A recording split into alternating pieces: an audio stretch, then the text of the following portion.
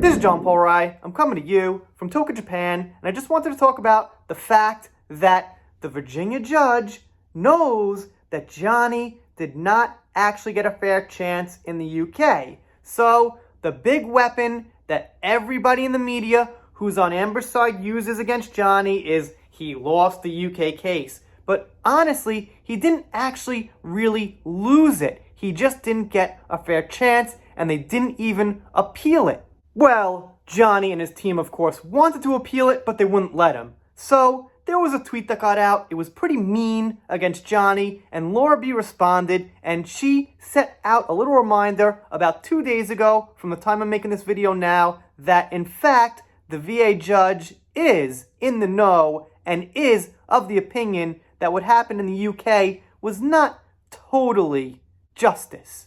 Let's take a look.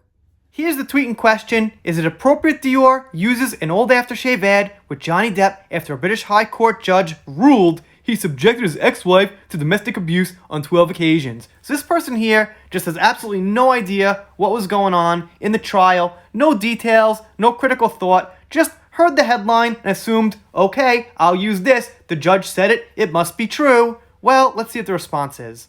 Laura B responds, interesting that the USA court believes he did not get a fair trial. This is not a matter of first impression. It is a matter of stare decisis, based on abundance of binding case law holding mutuality is still a requirement in Virginia. Collateral estoppel is not appropriate here. However, even if an exception to mutuality applied, the court is not persuaded by defendant's argument that plaintiff had a full and fair opportunity to litigate the UK action. Defendant was not a party in the UK action and was not treated as one. Because she was not a named defendant, she was not subject to the same discovery rules applicable to named parties. In fact, defendant could not have been named defendant to the UK litigation because her allegedly defamatory statements were made after the UK action commenced. What a great statement. Kind of tough to read, but I think I mostly got through it.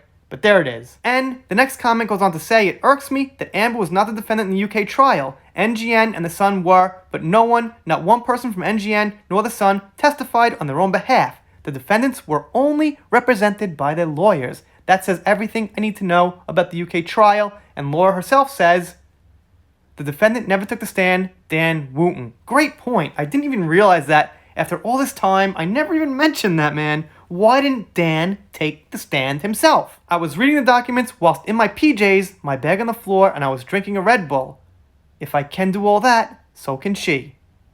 And Pam says, well, there it is in black and white. The court is not persuaded the plaintiff had a full and fair opportunity to litigate the UK action. And Kaz asks, if I'm saying that right, Kaz MC I think it's pronounced, is it appropriate to put out a tweet trying to shame someone while limiting comments because you don't want the truth? And as you guys know, Amber Heard limits her comments on Instagram and Twitter to just her friends and family and people she's hanging out with at night, playing Monopoly with, and drinking coffee with, of course. There you have it. It's always nice to see these kind of facts come out again and again. This tweet from this guy is pretty new. It's about 2 or 3 days old or something like that. So it's a good thing to keep reminding people and pounding in there that this trial coming up in Virginia is going to be much more fair, and the judge agrees with a lot of common sense things that the community have been saying all along about Johnny and Amber and the UK. You guys, of course, let me know what you think down below. Shout out to Laura B. As always, she's doing a great job on Twitter, over 11,000 followers. And if you're not subscribed here, consider it.